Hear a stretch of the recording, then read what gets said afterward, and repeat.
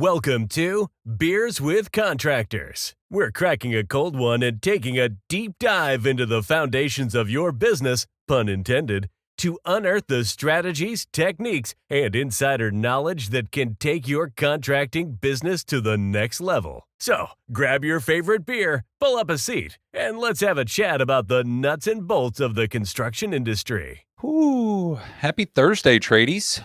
Another week. Dylan, We're back. cracked it. Pop a cold one.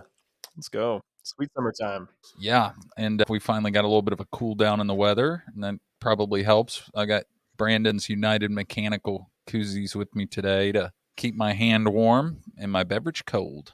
So Love it. Love it. How are we doing? Will, how you holding up? we're good. Last week I had the craziest tour, and I don't think I told you about it. A group of contractors that I'm good friends with. We have an organization called the Contractors Guild.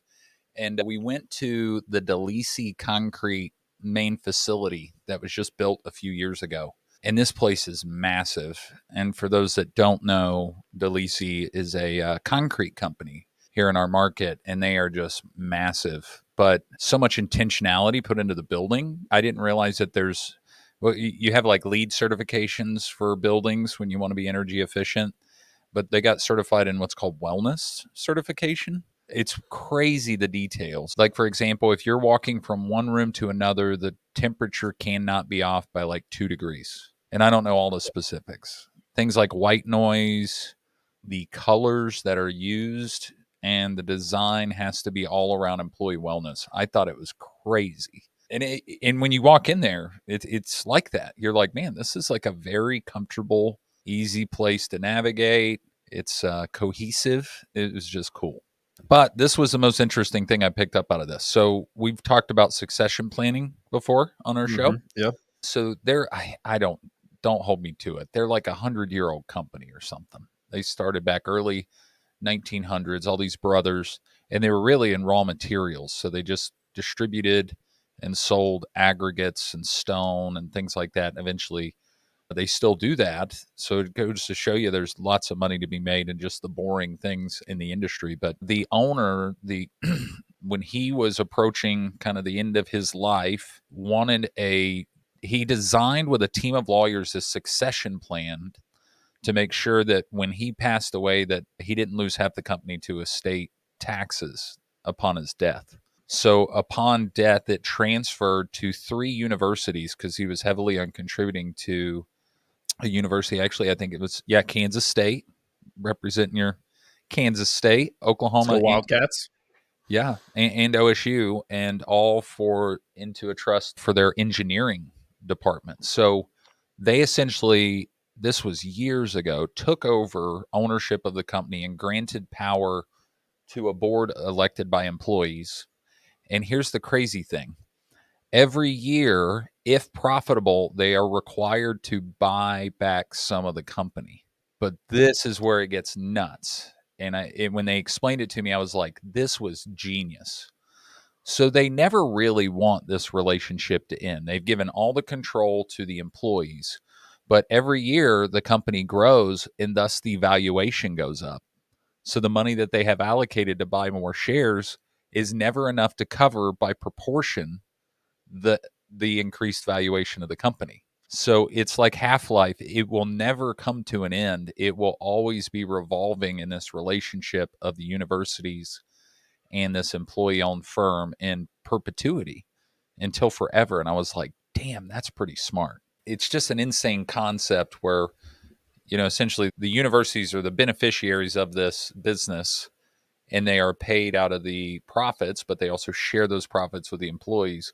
But it's just in this never-ending cycle to where, as the company continues to grow, they'll never be able to fully pay out all of the earnings. And I just thought, and that was intentionally done to make sure that this relationship continues on indefinitely. And I just thought that was nuts. Yeah, this is a great lesson of neither of us in this podcast would have had any clue that was possible. So it's a great lesson in, like, ask your resources, find someone who knows something that you don't know, because I've never heard of this. I'm telling you, I want to write just like a short book of like 50 case studies of just wild succession plans for businesses that were just so like out of left field and really intelligent like planning. And that's where like got to give credit where credit's due. That's where the attorneys did a hell of a job. Yep. They did it smart. The So lawyers did their lawyering, and yeah, this was the product. yeah, that's right. Well, hopefully we don't need any lawyers after today's episode. It's kind of a juicy one. This one's going to be a lot of fun to talk about for sure. This episode is sponsored by Performance, the bonus system designed to increase profits for your construction company. Performance incentivizes your production team for more efficient installs and rewards them when they beat your preset labor goals. So no more milking the clock and no more unnecessary gas station trips. Performance drives your team to work harder and smarter. Every construction company on Performance has seen a 7% decrease in direct labor costs or more. Click the link in the description or visit performance.co to schedule your demo today. That's PER, the number 4, MANCE.co. Reward your team, retain your team, grow your profits. Performance. Yeah, Dylan and I had some prep today, and boy, it was like a trip down memory lane, wasn't it, Dylan? Yes, all the battle scars and bruises and Yeah, times you just wanted to bang your head against a wall. yeah. And to all y'all out there that listen, thank you for everything you do. And I would love to hear some stories from you. But what I wanted to talk about today is obviously social media and everything makes everything look just amazing, right? You look at someone's profile on LinkedIn or Facebook and everything's perfect. Well, I shouldn't say that. There's some people that are just like their life is a train wreck. Well, Brandon Powell was here with us several weeks ago. He was on the show, came out and visited our operation, was blown away. But, I was very clear with him, like, hey, it's not all rainbows and sunshine here. Like, there's some problems. It was good. It was humbling for me, but it was just a taste of reality for him. So I figured we could go through some of the crazy that we run into in a business, and it just shows you, man, business is not for the faint of heart, especially if you want many employees. Right. It is a challenging road. And Dylan, you didn't even own the business, but you have plenty of your wild stories, don't you? Yeah, you don't have to own the business. If you sit in a managerial seat for long enough, or HR, which just gets to touch everything, you're going to see a lot of things. And ultimately, the stories we share today are just like stories of humanity, like raw humanity, butting up friction with the company where, there's just some wild instances that we've learned a lot from, where people definitely, they didn't toe the line, they just like jumped right over it. So why don't you start us out, Will? Actually, let's start out with, you had shared a story with me before about your first hire ever. Oh, yeah. Yeah. Well, first things first, you have seen me pretty cool under pressure, under bad situations, right? Mm-hmm. And I will give credit where credit's due. I read a lot of books on stoicism, just trying to control your emotions. And I would recommend anybody listening, please consider, because it will help you tremendously navigating, because people are just weird, man. They do weird stuff. And like Jocko Willink said, if you're a leader, you lead people, and people are crazy. But the good news is you're a person too, so you're just as crazy. But yeah, so I know you've heard me tell this story, and it's so wild because I was 23, I think, and I made my first hire in my first company, and it was a salesperson. And a great guy. I really didn't know how to onboard and train him. I gave it the old college try, if you will, and it just did not go well. And I held on to that employee way too long. So finally, I brought him in. I was up all night the night before trying to figure out how to navigate this, and we ended up terminating the employment, or his employment. And of course, the conversation was way too long, and he was very polite and thankful that I took the time. And we shook hands, went on our way, and then the very next day, he died of a heart attack. Oh. And obviously, I didn't make all the poor lifestyle decisions before that, but as a 23-year-old leader, I was like, I just killed a guy. Oh man. Obviously I Yeah. did, but it was Right. brutal. You're feeling that. Oh man, that was tough. That was it, and also it made me really gun shy and hesitant Oh yeah. on like the next 10 or 20 hires. It was rough. Thank God I got it done early. Yeah. Your first one that you terminated, his life ended the next day, Yeah. which is just like, that sounds like something out of a book. Like it seems like, Oh, reality is stranger than fiction kind of thing. hmm And I totally makes sense that you'd be crazy trigger shy, because any termination after that, you just like, okay, I'm about to have a conversation with you. I just want to check blood pressure. I want to make sure. How have you been sleeping lately? Yeah, put the blood pressure sleeve on him and make sure he's like, here, how you I, feeling? You hydrated? I called 3 people that you love before this conversation. They're going to be here to pick you up and be with you for the next 48 hours. Oh man, and I hate to laugh. He was a great guy, but boy, that was wild. Yeah. Hey, but you've got one too where you were playing secret agent man, and heck, I don't know. This is a few years ago, but like I picture when you tell this story that you have like a ski mask on, or like you look like Tom Cruise in Mission Impossible. Cue the music. So Yeah. This is the closest I ever got to being an FBI agent. We had an epidemic where we had a lot of strong pieces of advice, let's just call it, or maybe some whistleblowers that had mentioned there was probably some weed usage, some marijuana usage.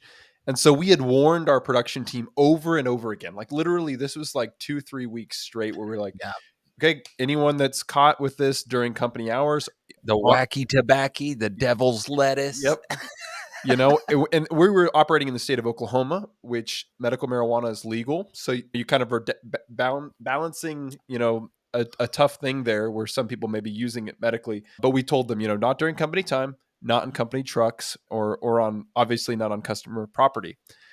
And after numerous warnings, I was getting fed up that I kept getting these whistleblowers that are like, no, it's still being used. And so I just showed up to the gas station that I knew some of the trucks were parked at. And this was in the morning, like this is the start of the day. I just Yep. drove over. I parked behind them. They didn't know what I was driving. And I just walked up to the truck, and the windows are pulled down, and there's just smoke bellowing out the sides. And immediately the eyes just pop. And Yeah. there were 3 individuals in the vehicle. 2 of them just like hide, what's in their hand immediately. And I kind of played dumb, like, what are you guys doing? What's the smell? And 2 of them just like completely played dumb. And then the third one like sold it out for everyone. And Oh yeah.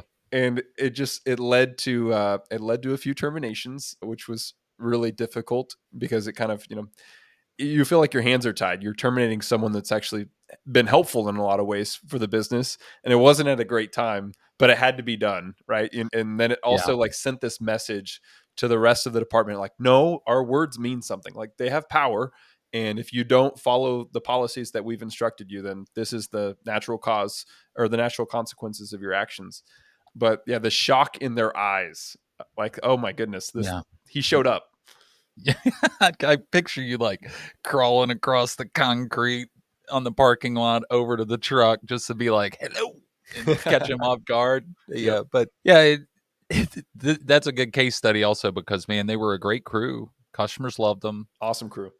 They installed a lot of work, but they broke our core values, and that's just how it is. And Yeah. that was also during a time where everybody was struggling to hire and keep Right. people. Yeah, so it's not all rainbows and sunshine as we Right. started. Right. So And I want to add one thing to that, like the core values piece. It's like we could have like turned a blind eye and like just looked away, but mhm. eventually that thing was going to be a beast, Oh a man, storm that would have wrecked us.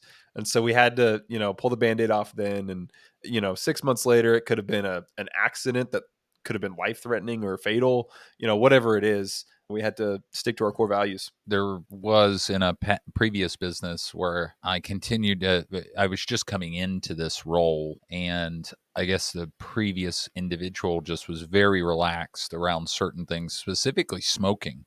Uh-huh. And this is, smoking cigarettes and tobacco. And man, it was like every week I had to let go of somebody because they were underneath someone's home in a crawl space, just puffing away and Oh, thinking that no. nobody's going to smell this. And it's like, it's right underneath the customer's feet. I get a call and be like, oh my gosh, here we go. And so, all right, guys, new policy. You can't smoke on a customer's property. And it's like, "Urgh." Yeah. And And I so can distinctly remember the number of times that I would talk to installers or production guys that anytime you're in a crawl space or a basement, like everything that you say can be heard above you, right? Oh gosh. And anytime that you're walking up to the front door or in the front yard, just assume you're being watched, or around the whole house for that sake. For this sake, Oh yeah. there's cameras everywhere. But smoking in the crawl space, which is really ironic because you're there to fix the air problem underneath the Mhm. house, and then they're doing the exact opposite. I did have a customer years ago that actually had a camera in his crawl space. No way. I don't know why he had it down there. I think it was because he just wanted to see if water was accumulating during rain, but he forgot to take it down. Till I'm crawling around and boop, I just see a camera 6 inches in front of my face. I'm like, is that a camera? Unreal. Wow. Well, you remember this next one, which Yeah. was probably one of those where, I mean, it just goes to show you 20 years doing this, very easy to handle things in a calm way. Makes your skin thick when you can, navigate through just weird situations. But, had an employee that ended up taking his son onto the job site, did not tell anybody, had his young boy because he couldn't find a babysitter or something like that. And this is where it's really tough because it's like, man, he's just trying to make a living. And then that son very young child, ended up getting injured on the job. And then the divorced spouse obviously found out and wanted to just sue us for everything that we were worth. That employee went to bat for us and said, hey, listen, I'm the person that screwed up here.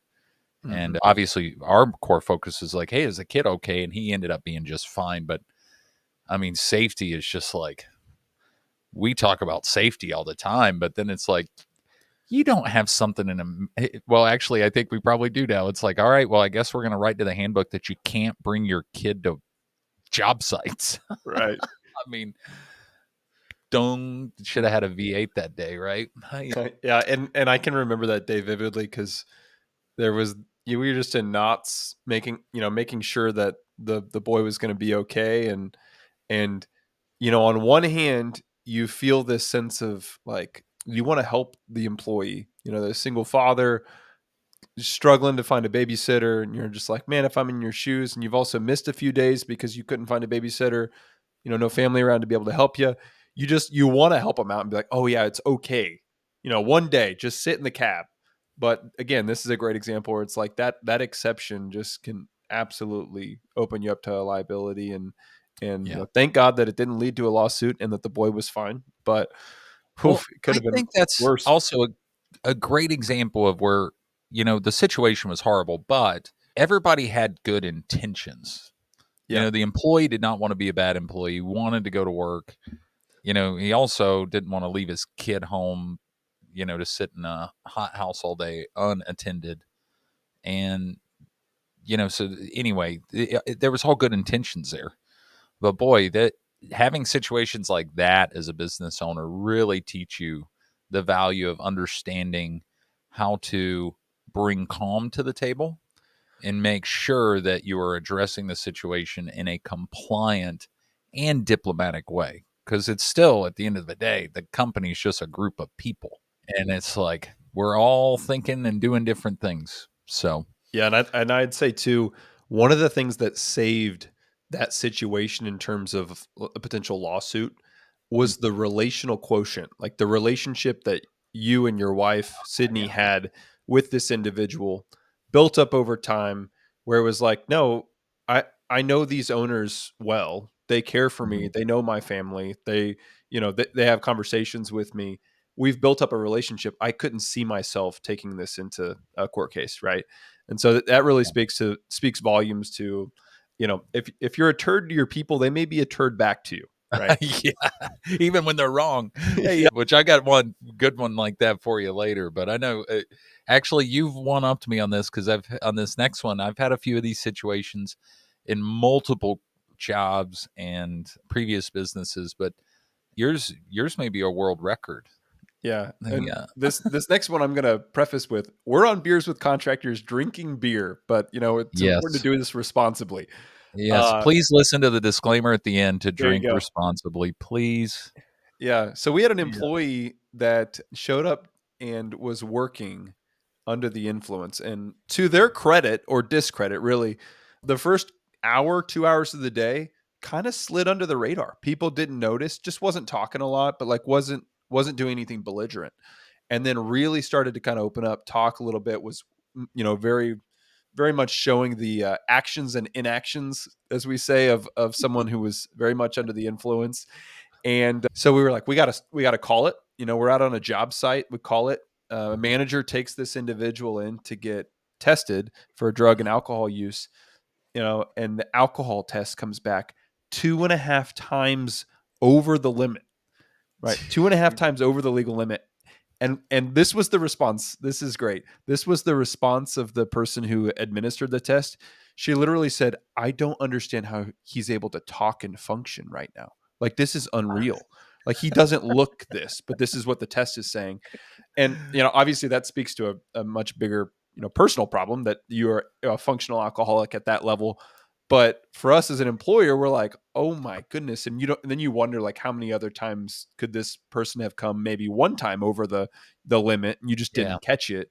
But the unfortunate thing, then, it was really weird, because how do you have a disciplinary conversation or a termination with someone who's incoherent? And ultimately, we had to have that conversation, and I had to reach out to like an emergency contact. Very important to have that, so that emergency contact could meet with us and take them safely home, because we still want to care for their well-being, obviously.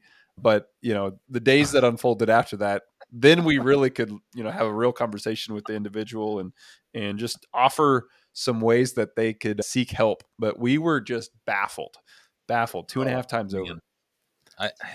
Iron liver. Damn. Yeah, that's crazy. Hey, that's where the EAP, Employee Assistance Program, definitely came in handy on the benefits side. So kudos to you on that one. Now, this wasn't in my existing company, but one that I worked at previously. We had this job that we were working on, good 2 hours away from our office at the time. And we're excavating to expose a wall, and the wall was much taller than they anticipated.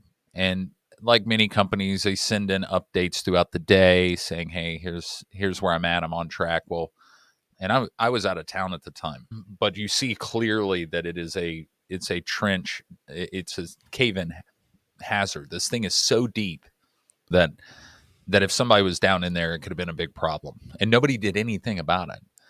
And then OSHA showed up that afternoon, and it was one of those where it was like, wow, and by the way, I'd never at this point in my life ever dealt with like an OSHA visit or audit, been trained on it several times. But lo and behold, it came out like a week or two later that it was one of the employees that reported it.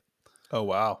And they saw it on Slack or GroupMe or whatever we were using at the time, and saw that nobody was taking action on this. So they took it upon themselves to call OSHA. And they actually, when I was back in town, they came up to me and they admitted it in private. And I actually applauded them for it. And, we stopped the job site. We addressed it quickly. Obviously, it's like, oh, you got caught. All right, stop. Then working through the process with those individuals at OSHA, actually, it came out to like everything was fine. We didn't get fined. We showed and had to document that we were making positive change based on the requests later. But that was one of those weird situations where I think like even the office was like, oh, OSHA's out. They're going to shut down our job site and things like that. Honestly, that employee doing that brought it back to reality to say, hey, whoa, that somebody could have gotten killed. And that's exactly right. So that was just like a light bulb moment that's like, hey, whoa, press stop when you see something like that. It's crazy. Yeah, that's huge. And I think that's really important. Two things here for contractors to reinforce with their employees. One, everyone has the ability to stop a job. Everyone, not just your foreman, not your crew lead, literally everyone. And then second, if you've never done this, you can invite OSHA to come do a voluntary audit to see what are the hazards, what are the things you need to pay attention to, get fixed. And you can invite them. I know that sounds scary to some contractors. They're like, no, I'm not going to invite OSHA. But it's better that you invite them and give yourself an opportunity to be prepared for something to go wrong than later on they just show up and you're in hot water.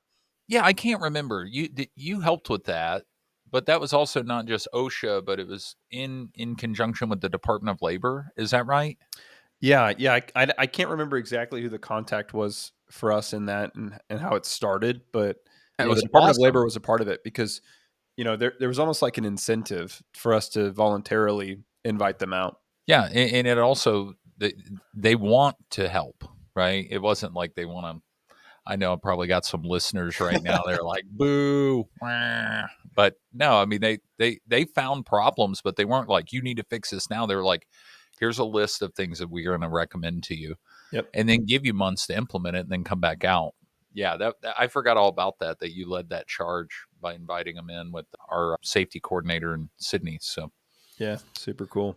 I got another one here for you, Will. I saw this on the list, and I think I know what you're going to talk about on this one. But anyway, if this is the one, I think this is crazy. So companies use background checks.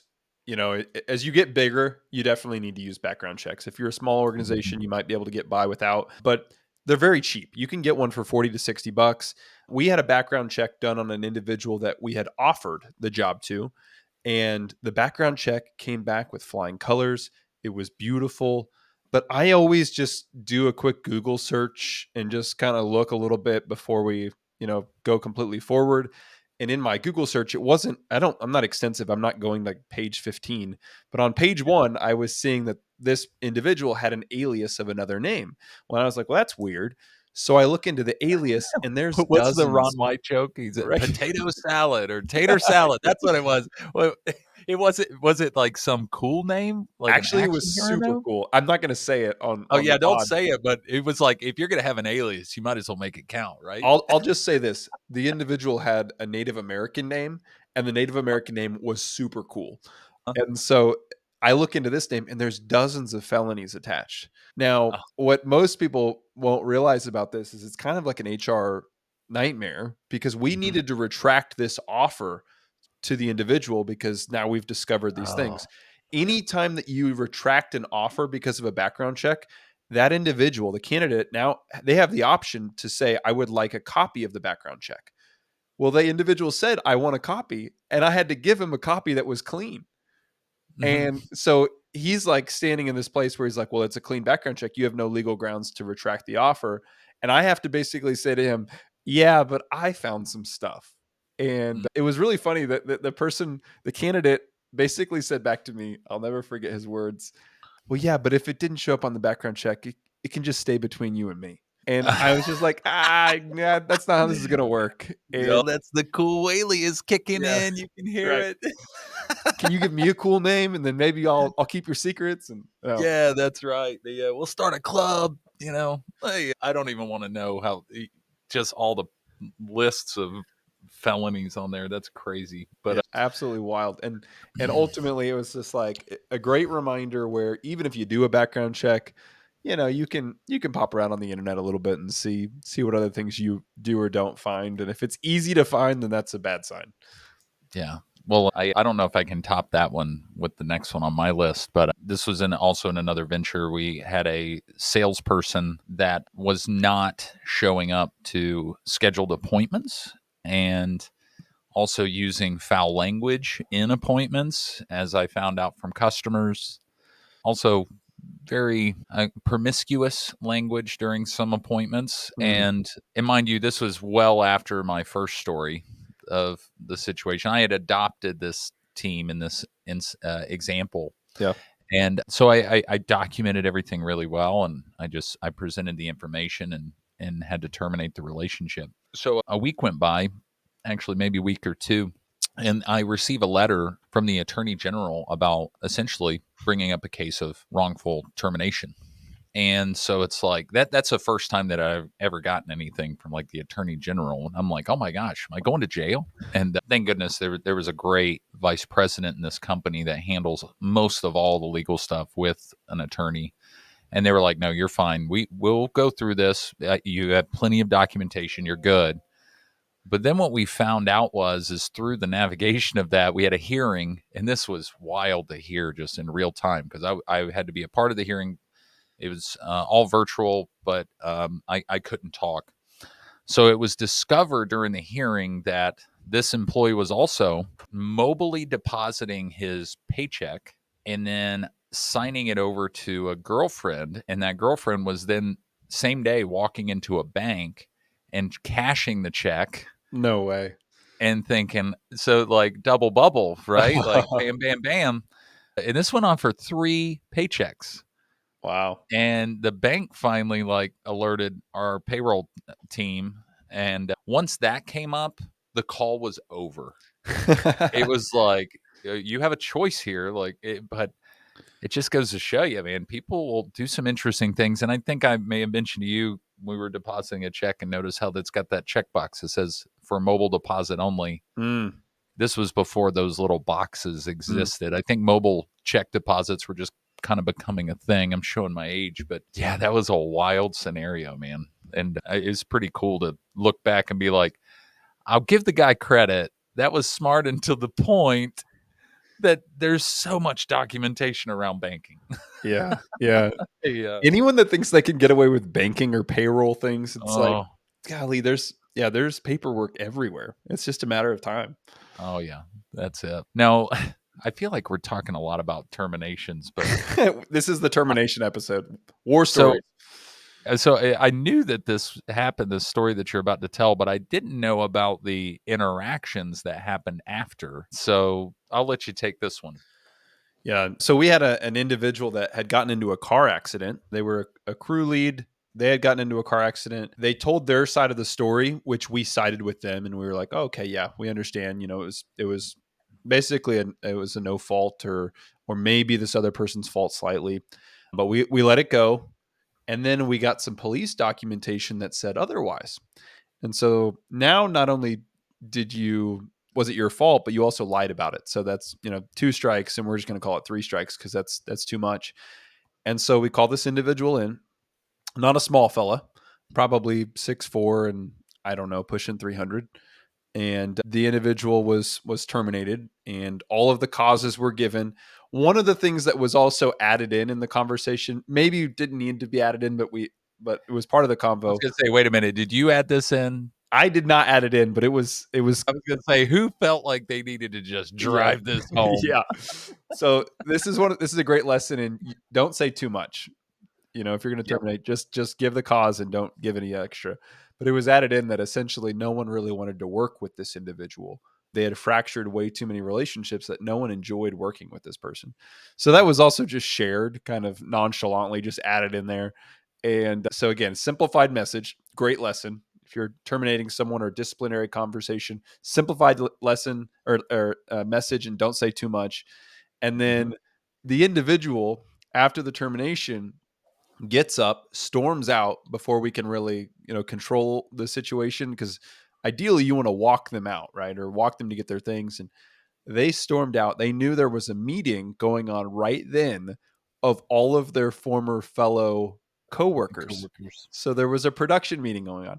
Storms into the meeting and yells out, "Who the B doesn't want to work with me?" So just cusses it out, and everyone's just kind of like putting their head down, crossing their arms, and it's everyone there is like would want to say it's me, but an imposing figure is yelling at you. Yeah. And actually, your brother Will is a large man himself, and Yeah. For just description, my brother, everybody is like 6'4", 275 pounds, monster of a guy. Definitely won all the fights growing up. So if Adam's coming towards you, dude, you ain't gonna win that fight. nope. And so Adam basically confronts this now terminated employee and says, "Get out right now." And to my shock, the terminated employee squares up with Adam and looks like he's about to pull a punch on him. And Adam Time to just throw doesn't some back hands. down. Adam's been hardened by the world and just literally just says to him, he's like, "Yeah, I dare you. Throw one at me right now." And then the guy backs down and lowers his head and walks out of the room. But you felt the tension. It was nuts, and it was Yeah. a great reminder too of it's nice to have a large fella as a part of your termination and Yeah. walkout. It's nice to have basically a security guard escort Yeah. your terminated employee out. Oh gosh. Well, and I know my brother well enough to where he probably went back in that meeting and was like, "All right, let's read some good reviews, guys." And then everybody was like tension is ruined here, man. Yeah. Like, it's just like, that was so weird. It was funny because I didn't hear about that. But when you put this on the list, I actually talked to Adam about it today. And he was like, yeah, it was just so weird. The employees were just like, dude, get out of here, man. They like, Be we gone. don't like you. Like, you're rude. You're deceitful. Anyway, that was just one of those things. I didn't realize that about that. And the lesson to be learned here is actually there's two. When it comes to terminating an employee, I love the scene from Moneyball. You've heard me say it. There's a scene where Billy Bean tells, I can't remember the character's name, it's played by Jonah Hill, that you need to go let this guy go. And the words of advice are, would you rather have one to the head or six to the chest? And essentially what he's saying is be sweet, direct, and to the point. And don't go rambling on like I did with my first termination. But the second lesson is get GPS for your trucks. And they, you've seen some of them. Oh, they're incredible. I'll never forget this one. And this, so we've had tons of accidents just because we have so many trucks on the road. But we got an alert on one. You know who this is? It's Trevor Stringer over at my Arkansas office, and it's like he ran a stoplight. And so we pull up the camera, and he's eating a burrito. And Trevor used to be a wrestler in college, so I mean, he's a beefy guy. I mean, he's stout, but he's eating a burrito, and he drops the burrito on the floorboard, and he's trying to shuffle down in the floorboard for his burrito, and he wasn't going fast, but he flew past the stoplight and then waved at the dash cam saying sorry. Yep. But it's like, dude, just put the burrito down. You could kill somebody. Yeah, that's funny.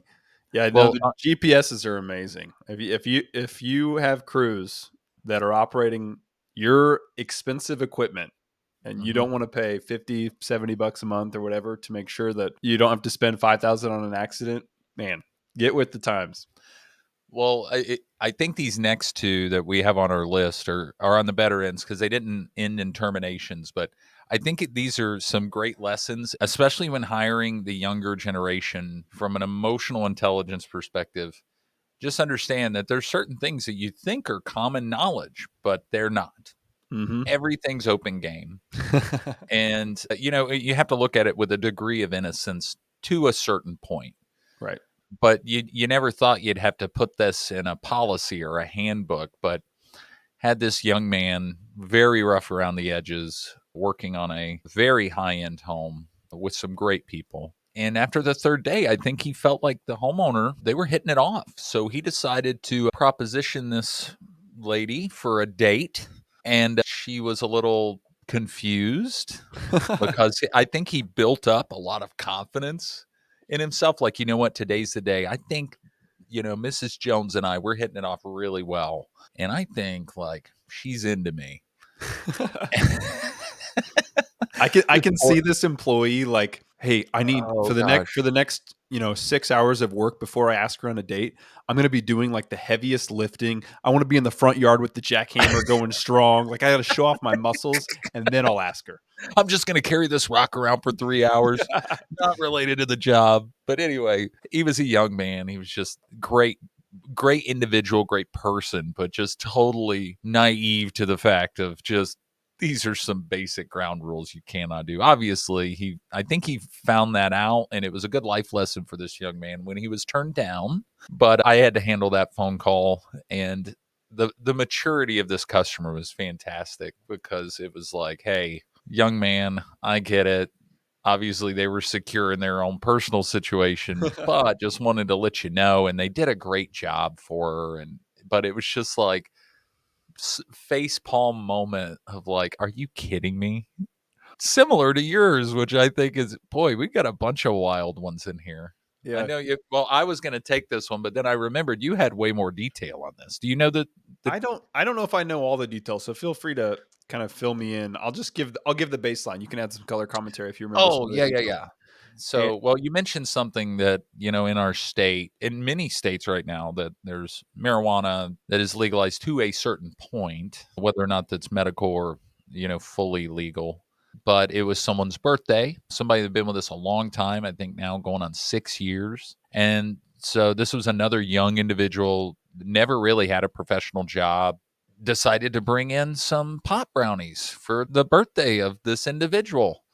Didn't tell anybody.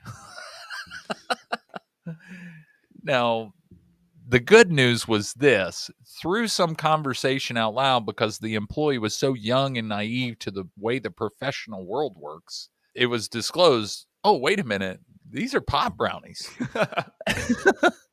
And it's like, stop, nobody eat these. What's going on? And thank God nobody ate them.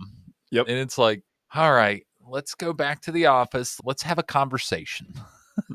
And you know this individual, and you know this individual is a sweet young individual, but it's just like never considered, oh yeah, that's probably really inappropriate. Right. Right. And literally was just like shocked. Like, oh my goodness, I didn't even think about this. And thank God no one ate any, because that would have made it, I think, way worse. It would have made the story way better, Yeah, but that's true. That's true. it would have made my reality way worse. Right. Just Yeah. imagine your workers. Yeah, that, who knows what would have happened. But you have this lineup, because I remember it was like a table, like a cardboard table full of food. And you've got like a little chili dip and some salsa and some cheeses. And then boom, there's the brownies, and the infamous brownies. And then after the conversation, of course, it was like, okay, you got to throw those away. Like, they can't be on the grounds. Oh, Which there gosh. was probably some disappointment by the person of like, oh, no one got to try my delicious brownies. Yeah, you got to throw them away. Really? Yes. Yeah, that's what we mean. Yeah, it was. And by the way, it wasn't addressed it just, like I said, it all looks good from the outside, but when you start to dig in a little bit, every business has got issues. It's just how the leader handles it. Totally. And it was just, and I think you hit the nail on the head that I believe this individual genuinely felt remorse, like, for the situation. And, the actions afterwards supporting it, have done really well. But I mean, there's other times when it's like, hey, you're done. Can't do that. But it was genuinely so innocent. But Yeah. I'm like, oh my goodness, here I am. Yeah, it reminds me, this is just kind of related. I heard a statistic about 2 weeks ago that they're doing exit polls for companies that are doing hiring in 2024. And it was something crazy, like 30 to 40% of companies responding to this survey said that candidates brought their parents, at least one parent, to an interview. And it reminds me of this situation, because it's like, in the pure innocence of this young adult, you don't realize what all is underneath what you're doing right now. Like, you don't get that no one really wants to hire you and your mom.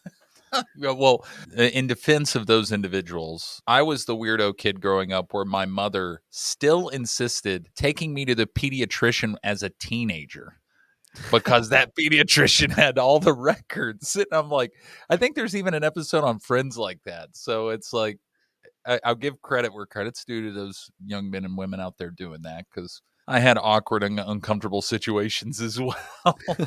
Yeah.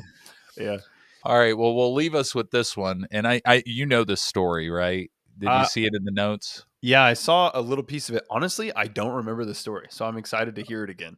Okay. Well, we had Zarin work with us. He was a great safety individual for our company for a long time, also a service technician. And we had a question in our interview process that says, what was the proudest moment or biggest success you had in your career? And he sat and he had to think about this, and it took him a while. He put his hand on his chin, and then finally he goes, I got it. So he was a safety trainer at another company, and he was always viewed by the other employees to be like, oh, there's a safety guy, right? But he always tried to build rapport with the guys and understand, and the men and women there alike, to take safety seriously, but also just really understanding processes. And so there was an employee of this company. This is not my company. This is the company you work for, that went to an adult establishment in a company vehicle and partook in drinking copious amounts of alcohol, and then later left and then got in an accident, totaled the vehicle. And obviously when that happened, this individual, Zarin, got an alert saying, hey, there's been an accident. So he gets involved. And he said the proudest moment he ever had was that individual, even though he got in an accident and it was a bad situation, when I arrived there before the police officers, he at least had his safety cones out. And that made me so proud. as they were putting the handcuffs on this guy and putting him in the cop car. And I'm like, that's probably No the best way. answer I forgot I've about ever this. heard. Yeah. So the guy is like about to get arrested for the accident, and he got out of the vehicle and put cones out around his car. Yeah, yeah. Yeah, because that's part of their process, you got to put the cones out. But anyways, that was Yeah. just one of those where I was like, all right, applaud there. But that would make a safety guy like ecstatic. Yeah. Yeah, that's awesome.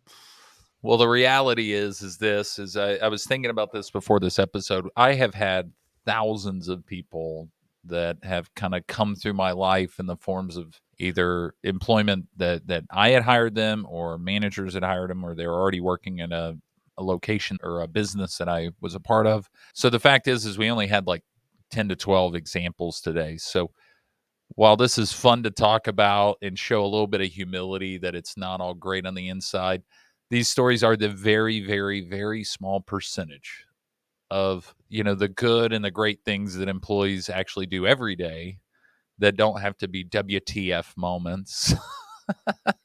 I wonder if Drake's going to call this the WTF episode.